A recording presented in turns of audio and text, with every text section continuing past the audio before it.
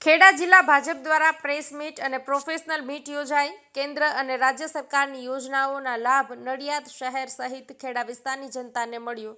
દેશના વડાપ્રધાન નરેન્દ્રભાઈ મોદીના સુશાસનના કાર્યાલયની પ્રદર્શની પણ યોજાઈ હતી। નરેન્દ્રભાઈ મોદીજીના નેતૃત્વમાં કેન્દ્ર સરકારના 11 વર્ષ સેવા, સુશાસન તથા ગરીબ કલ્યાણના પૂર્ણ થયા છે, ત્યારે તેની ઉજવણીના ભાગરૂપે તારીખ કેશવકુંજ હોલ ખાતે BAPS સ્વામિનારાયણ મંદિર, પીપલગ રોડ, નડિયાદ મુકામે એક પ્રોફેશનલ મીટ વ્યવસાયિકોનું વિશાળ સંમેલન ખેડા જિલ્લા ભાજપ પ્રમુખ નયનાબેન પટેલની પ્રેરક ઉપસ્થિતિમાં યોજાયું હતું, જેમાં દેશના વડાપ્રધાન નરેન્દ્રભાઈ મોદીની સંકલ્પથી સિદ્ધિ સુશાસનના 11 વર્ષ વિષય અંતર્ગત કાર્યક્રમમાં રાજ્ય સરકારના પૂર્વ કેબિનેટ મંત્રી ભૂપેન્દ્રસિંહજી ચુડાસમા, પૂર્વ કેન્દ્રીય મંત્રી અને ખેડાના સાંસદ દેવુસિંહ ચૌહાણ ઉપસ્થિત રહી સૌને માર્ગદર્શન આપ્યું હતું।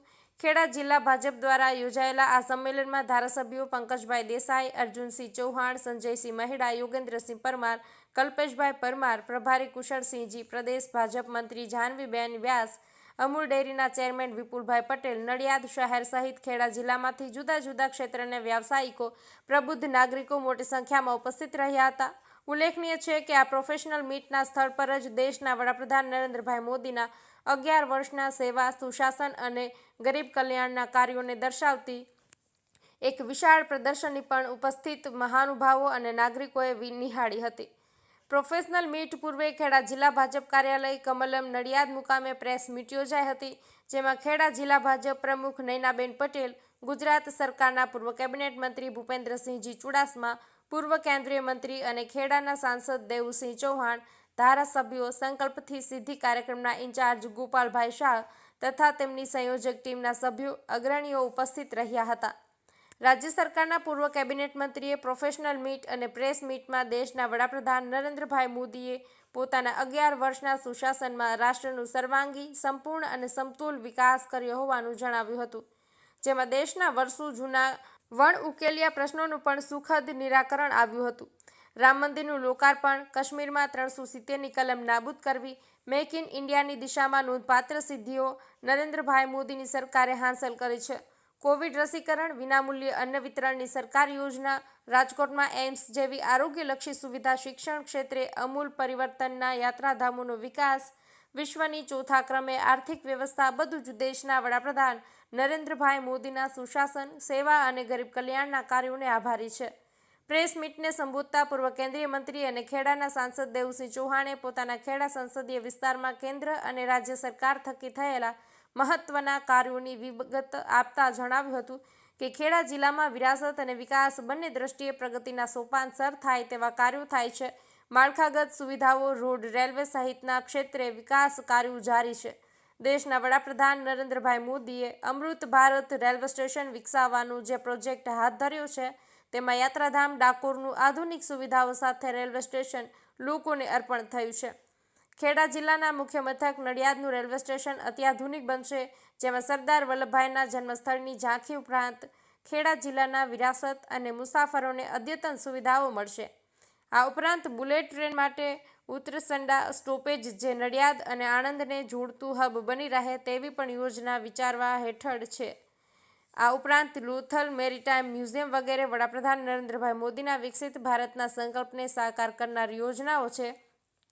પ્રોફેશનલ મીટમાં ખેડાના સાંસદ અને પૂર્વ કેન્દ્રીય મંત્રી દેવુસિંહ ચૌહાણે સશક્ત ભારત, સુરક્ષિત ભારત વિશે, ભારતીય સૈન્યની આત્મનિર્ભરતા અને લડાયક મિજાજની વાત કરી બદલાયેલા ભારત અંગે વિસ્તૃત વિગતો પૂરી પાડી હતી। Ashish Mehta, press conference.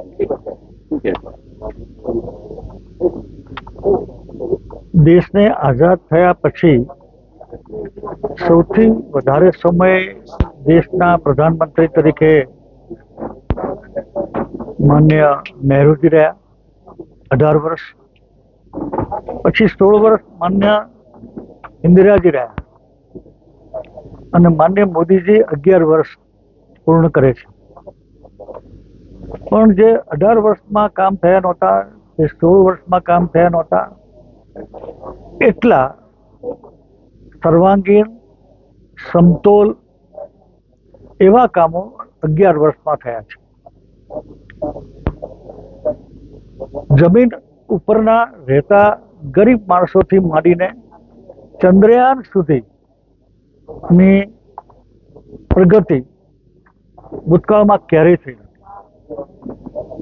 અશક્ય લાગતા એવા કામો કે રામ મંદિર ક્યારેય નહીં થાય, 370 ક્યારેય હટશે નહીં, CAA ક્યારેય અમલમાં નહીં આવે, આવું બધું વર્ષોથી ચાલતું હતું।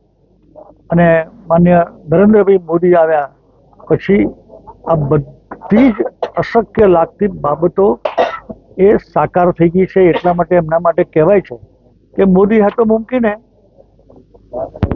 જે અશક્ય લાગતી બધી બાબતો એમણે સાકાર કરી છે, એટલે સ્વપ્નને સાકાર કરનાર માણસ,